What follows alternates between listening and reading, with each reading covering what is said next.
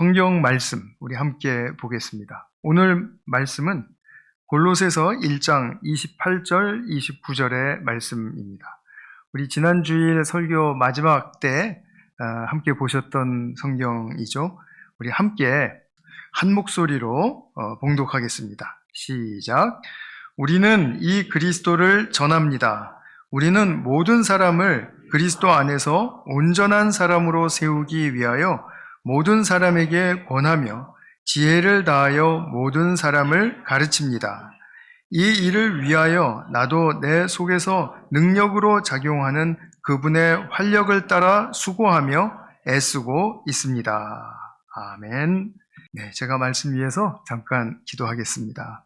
사랑하는 아버지 하나님, 오늘 송구영신 예배 통해서 또 내년도를 바라보게 하시는 주님의 말씀을 주셨습니다.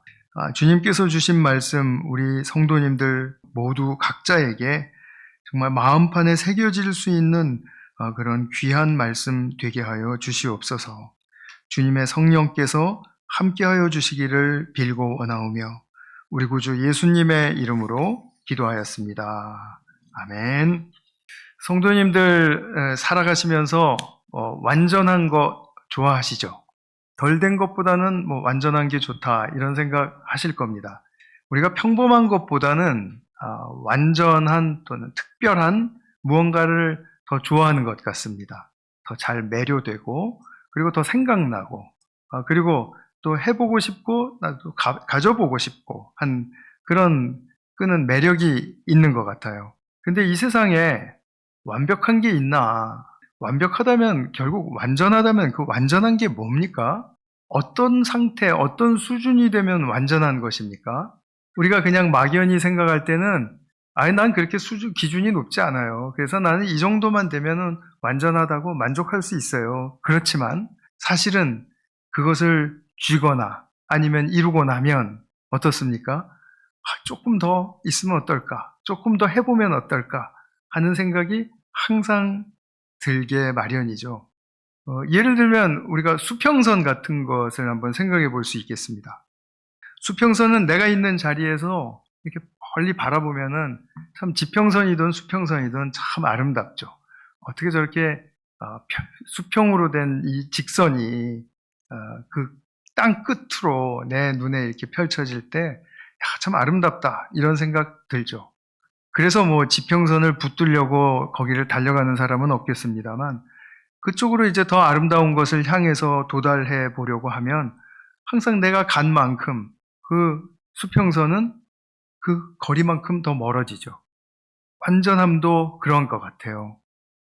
우리가 완전하다라는 것을 그려볼 때 있는 것 같은데 그런데 사실 다가갈수록 자꾸 멀어지는 어떤 목표일 뿐이다라는 생각이 듭니다. 근데 우리가 좀 더 구체적으로 우리가 집에서 가꾸는 그 정원을 한번 생각해 보죠. 정원에 보면은 손질을 안 하면 잡초가 금방 나고 그리고 또 식물이나 꽃들이 잘 시들고 또 병들기도 하고 그래서 또 이제 또 가지도 쳐내고 이렇게 전지하고요. 그다음에 제초제도 뿌리고 또 거름도 주고 하면은 또 이내 또 건강하게 확 살아납니다. 그래서 내가 바랬던 완전한 정원을 이룬 것 같아요. 그래서 됐다 싶고 그래서 내일 지나고 또 이틀이 지나고 그래서 며칠이 지나면 또 금방 그 수준 예전에 그 정말 시들고 그리고 또 잡초가 났던 그 수준으로 또 되돌아간단 말이죠. 그러면 도대체 내가 이루어놓은 완전한 그 정말 흠이 없는 정원이라고 생각을 했는데 어떤가? 이거 참 정말 좀 허탈하다 이런 생각 들겠죠. 그런데 사실 우리가 여기서 관점을 조금 더 달리 해보면 재밌는 생각을 할 수가 있습니다. 우리가 완전한 정원이라는 게 뭔가 그냥 완성된 어떤 무흠한 흠이 없는 그런 모습을 말하는 것인가? 아니면 내가 돌보면 이렇게 좋아진 정원을 바라보면서 매일 돌봄을 받는 정원이 완성된 완전한 정원인가 하는 거 한번 생각해 보실 수 있겠죠. 손길이 닿고 또 돌봄이 있고 보호되고 지켜지면 그러면 그 정원은 계속 그 상태를 유지할 거란 말입니다. 그렇다면 보기에 좋은 정원이 아니라 그 정원이 돌봄을 받을 때 그것은 온전한 정원이 된다라고 말을 할 수가 있겠죠. 교회가 그렇습니다. 손이 가지 않는 완전한 정원은 없듯이 또 그런 손이 가지 않는데 완전한 교회란 없습니다. 교회가 온전하다라고 말하는 의미는 그 교회의 상태나 수준이 굉장히 높고 그리고 또 어떤 그 대단한 그런 것 때문에 그 교회가 온전하다라고 말을 하는 것이 아니고요.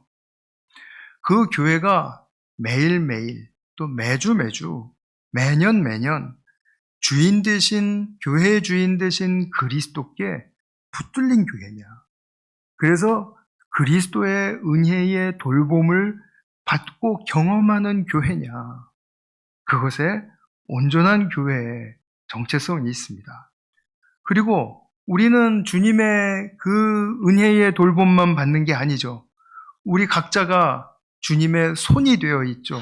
또 주님의 발이 되어 있죠.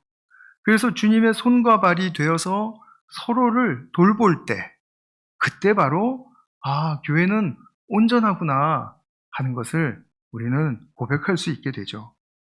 제가 지난 주일에 말씀드린 것처럼 생명의 말씀이 끊이지 않는다. 정말 늘 성도님들이 말씀을 사모하고 매일매일의 삶 속에서 성경 펴기를 즐겨하고 그리고 성경을 폈으면 그것을 읽고 내가 막 깨닫지 못했을 때는 좀 속도 상하고 그래서 다시 한번 들여다보게 되고 그러다 보니 주님의 말씀이 살아서 내 마음을 치고 그리고 나에게 감동을 주고 하는 그런 생명의 말씀이 끊어지지 않는 성도들이 몸담은 교회 그리고 또 주님의 은혜의 손길 안에서 조금 전에 말씀드린 것처럼 서로 돌보고 지켜주는 교회 그것을 뭐라고 했습니까? 그것이 목양이라고 했습니다. 그런 목양이 잘 이루어지면 그러면 그 교회는 온전한 교회다. 이렇게 세워진다고 믿습니다. 이것을 기억하면서 오늘 좀 말씀 우리 한번 들어가 보도록 하겠습니다. 사도 바울의 그 목양의 목적을 오늘 본문에서 볼 수가 있는데 28절을 보시면 우리는 이 그리스도를 전합니다. 우리는 모든 사람을 그리스도 안에서 온전한 사람으로 세우기 위하여 그래서 이 그리스도 안에서 우리 모든 성도를 온전한 사람으로 세우기 위해서 지금 사도 바울은 나는 이런 일을 합니다. 이렇게 애를 쓰고 있습니다. 이렇게 지금 고백을 하고 있거든요. 여기서 우리가 온전하다라는 말을 또 보게 됩니다.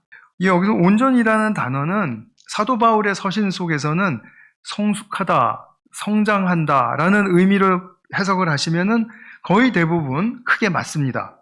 이 말씀의 원어의 뜻은 목표에 이르다라는 뜻이에요.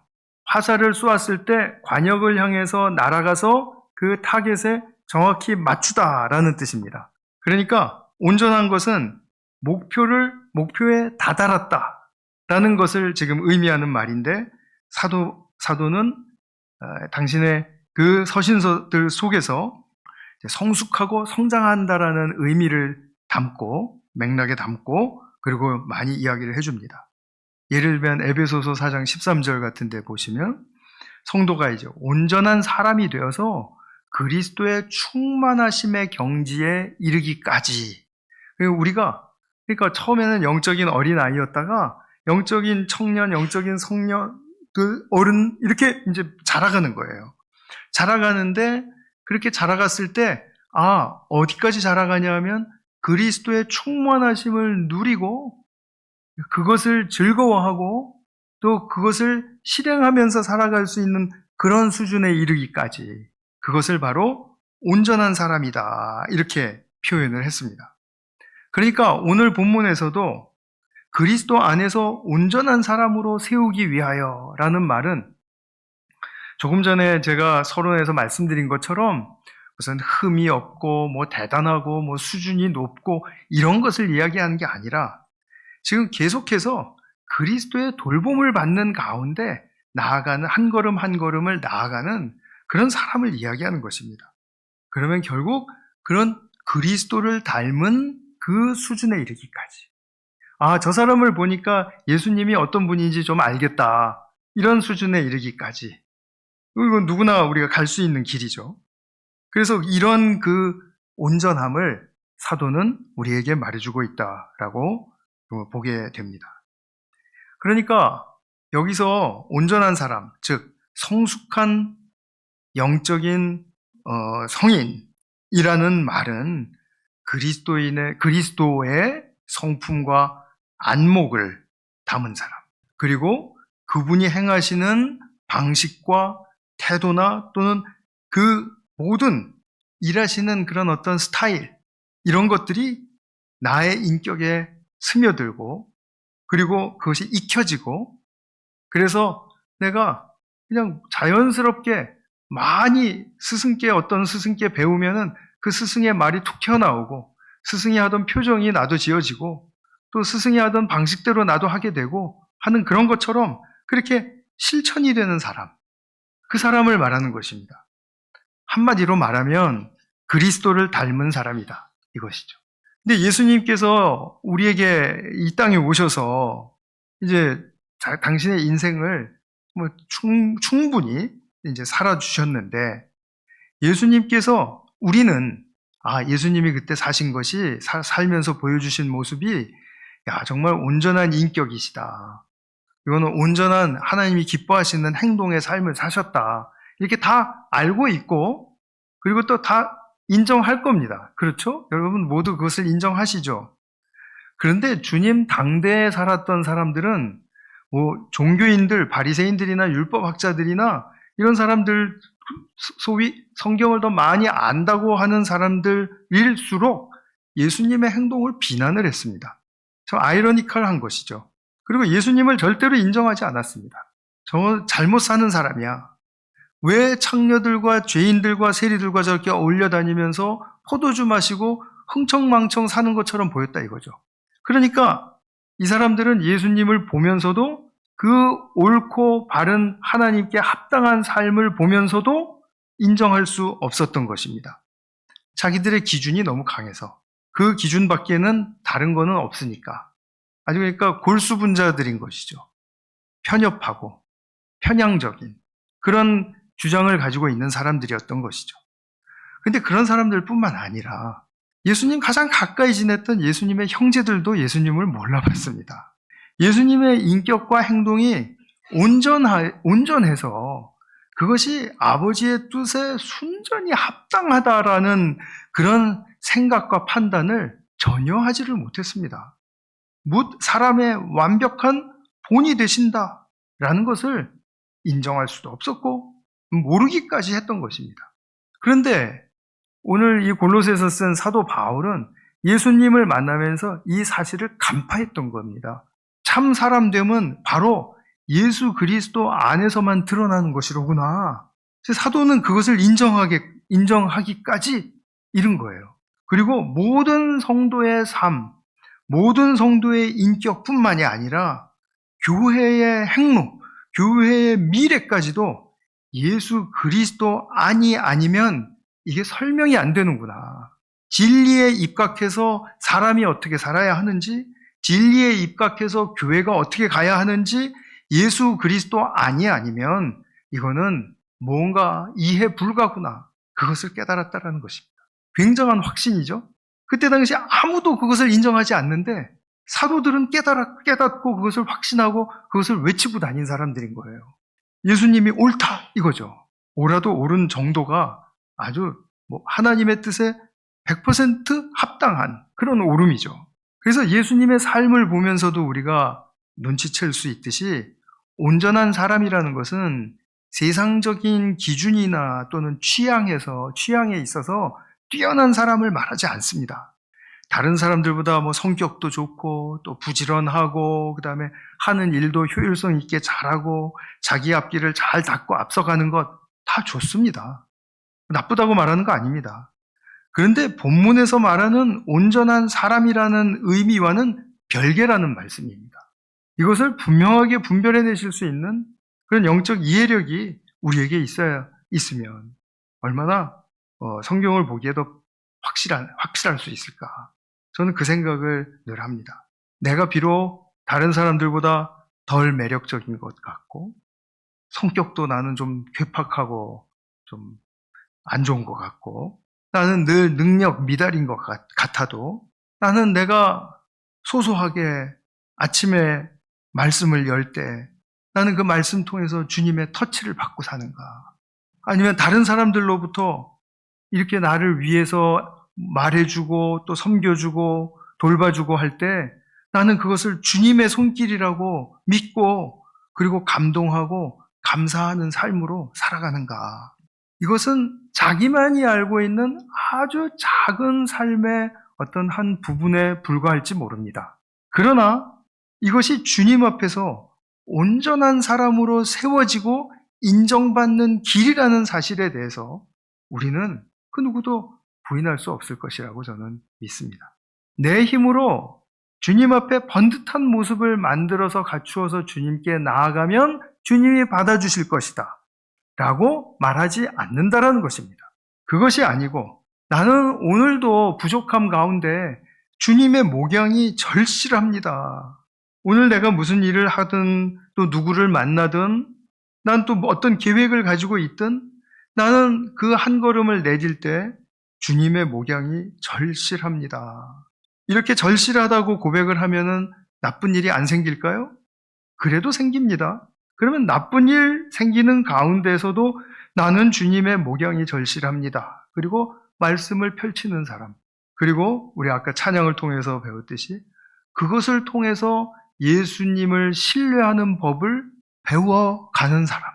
하나님의 말씀에 의지하는 법을 익혀가는 사람. 그 사람이 바로 온전한 사람이라는 겁니다. 사도 바울은 그 당시의 교우들에게도 그러했고 오늘날 우리들에게도 이 말씀의 울림 속에서 이런 온전한 사람으로 세워질 것을 기대하면서 이 말씀을 기록했을 것입니다. 이것은 정말 우리에게 너무너무 축복의 진리를 살아가는 우리들에게 있어서 너무너무 중요한 부분입니다. 이것을 놓치지 말아야 합니다. 그래서 두 번째 단락에서 제가 말씀드리고 싶은 것은 그러면 우리가 교회를 통해서 또는 가정을 통해서도 목양이 가능한 거죠. 또 친구들 교제 속에서도 목양이 가능한 거죠. 폭넓게 우리가 목양이라는 그런 그 성격을 일의 성격을 잘 생각하면서 한번 좀 생각해 볼 수 있으면 좋겠습니다. 나의 어떤 상황이나 조건 속에서도 하나님께 더 가까이 깊이 나아가도록 돕고 돌보는 교회의 일 또는 가정의 일을 목양이라고 합니다. 그 사람이 하나님 앞에 바로 설 수 있도록 도와주는 것, 권면해 주는 것, 가르쳐 주는 것, 이것이 목양입니다. 그래서 교회의 목양은 함께 걸으며 돌보고 보호하는 것을 말하는 겁니다. 서로가 그렇게 해줄 수 있잖아요. 아내는 남편을 그렇게 해줄 수 있고 남편은 아내에게 그렇게 해줄 수 있고 자녀에게는 물론이고요. 형제 자매지간에도 물론이고요. 그래서 본문에서는 사도가 나는 온전한 사람으로 세우기 위해서 가르치고 권면한다. 나는 이 일을 성령께서 주시는 활력을 따라서 애쓰며 수고하고 있다. 이렇게 말했습니다. 그래서 이 교회의 목양이라고 말을 할 때 물론 앞에 서 있는 목회자가 그 본을 보여야 하겠지만 그러나 목사나 장로들만 하는 일이 아니라 교우들 모두가 이 목양의 일을 신실하게 감당해 나갈 때 그 교회는 온전한 교회다. 이렇게 말을 할 수가 있겠죠. 누구든지 내 옆에 있는 형제 자매들의 처지를 보고 지난주에 말씀드렸죠. 보는 것 중요하다. 그 사람의 처지가 어떤지 보는 것 중요하고 그 사람이 얼마나 처절한 지금 그 생각 속에 절망 속에 빠져 있는지 그것을 보는 게 중요하고 그 사람이 어떤 것을 원하는지 그것을 보는 게 중요하고 하여튼 보는 게 중요합니다. 근데 안 보려고 하는 게 우리의 속성이지 않습니까? 그러나 보면서 살피면서 그래야 함께 울고 함께 웃을 수 있죠. 인생 여정 자체가 그렇다면은 이렇게 산다면 그것이 바로 목양하는 삶이죠. 목양의 삶입니다. 특히 이 부분에 있어서 연약한 성도를 살피는 것은 굉장히 중요합니다. 우리 교회 공동체 안에서 연약한 분들을 돌보는 것. 어떤 분들이 있을까요? 우리 화요중보기도회에는 아프신 분들 리스트가 굉장히 길게 있습니다. 일단 아파서 자신의 정상적인 루틴이 깨진 분들, 정상적인 삶을 잘 살 수 없는 분들, 치료받느라고 힘들어서 정말 내가 무엇하나 내가 옛날에는 잘 해냈던 것을 잘 해낼 수 없는 분들, 연약한 분들입니다.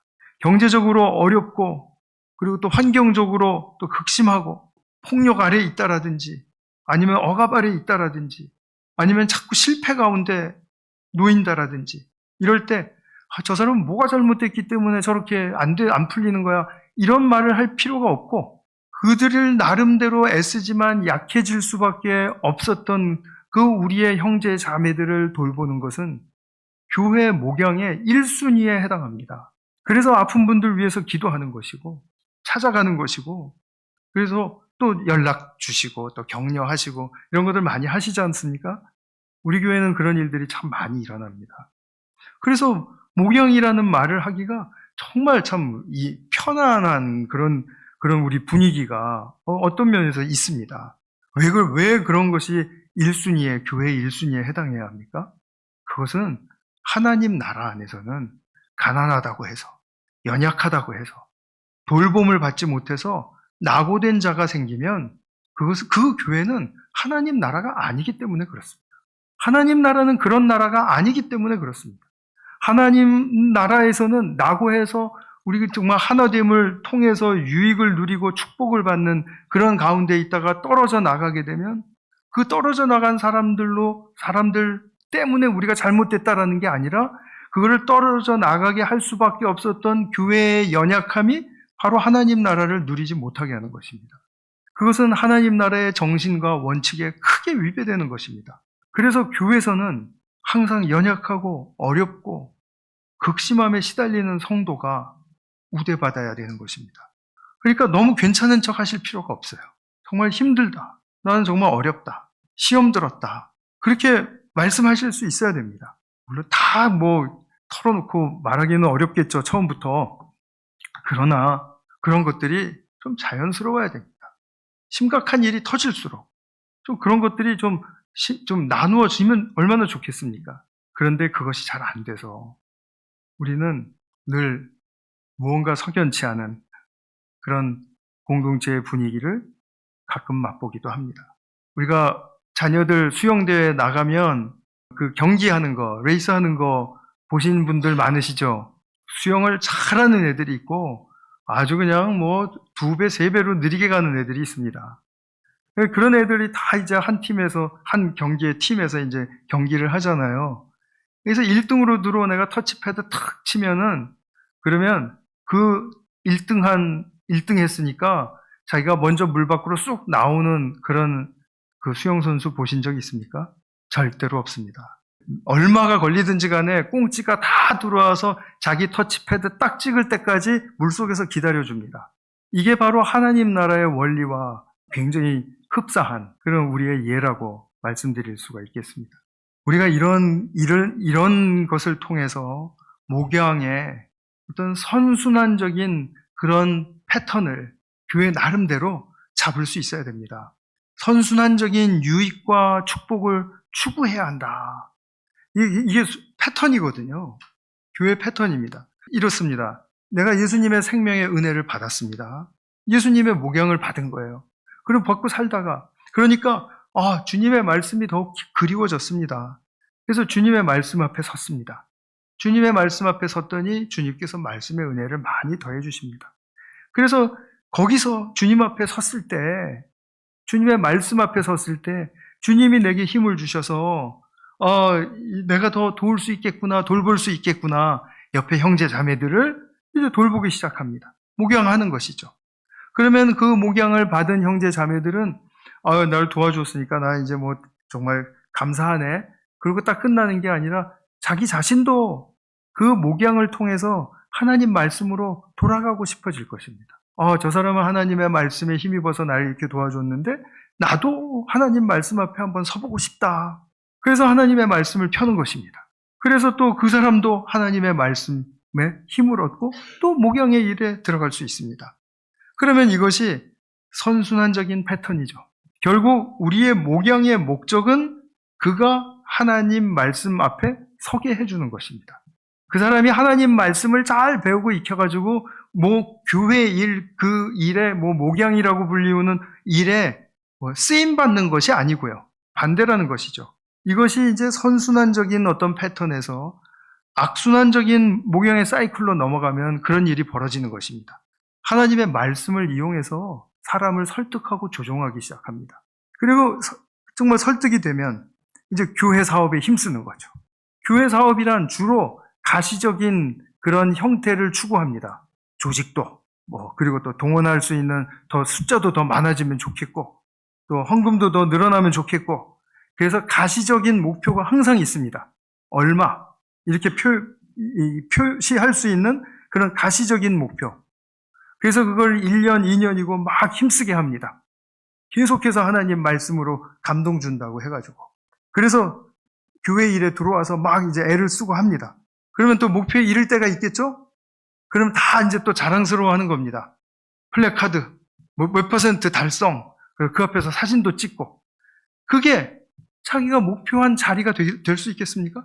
그런 형태의 교회의 목양의 패턴이라면 그 목양의 패턴은 완전히 반대로 가고 있는 거죠.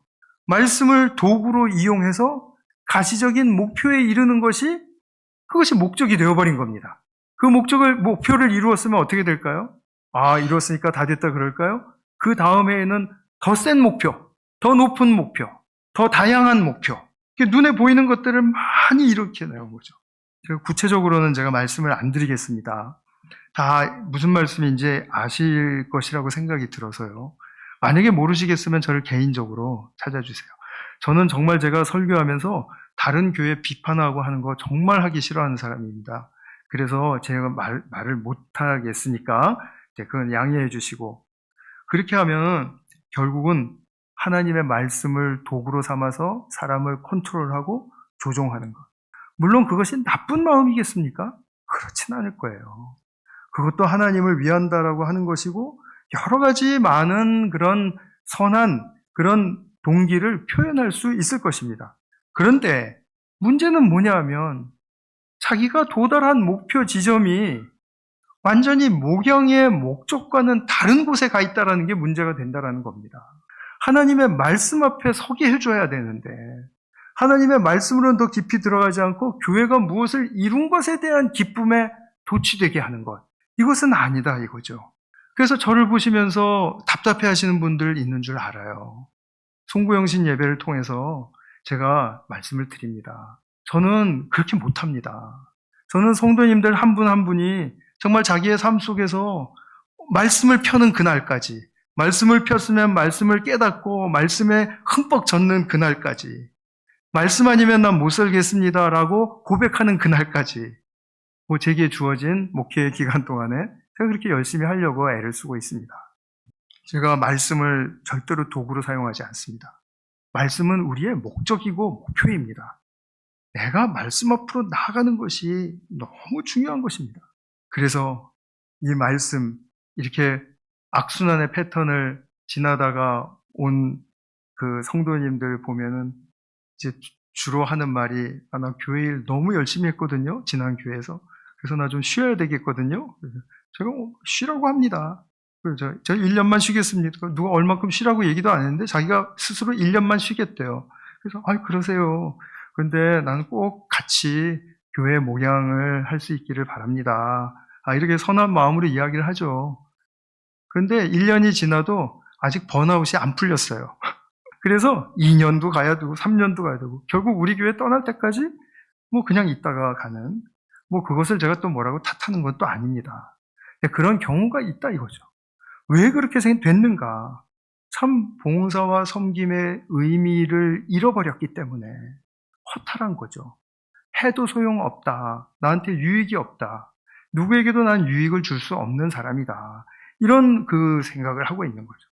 그래서 그분들의 속을 가만히 들여다보면은 정말 유감스럽게도 교회 생활을 통해서 갖게 된 깊은 분개가 있습니다.